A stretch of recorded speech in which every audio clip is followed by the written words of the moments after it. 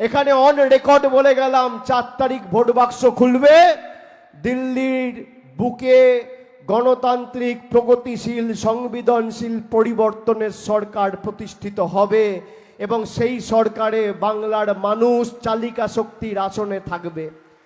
আমরা কথা দিয়েছি আমাদের ইস্তাহারে যে আমরা যেভাবে বাংলায় 2,12,00,000 মহিলাদের, দিদিদের, বৌদিদের, বোনেদের লক্ষ্মীর ভান্ডার দিয়েছি, দেশ জুড়ে 50 কোটি মহিলাকে আমরা লক্ষ্মীর ভান্ডার দেব। এবং আগামী দিন ইন্ডিয়া জোটের সরকার প্রতিষ্ঠিত হলে 1100 টাকায় 1000 টাকায় গ্যাস কিনতে হবে না।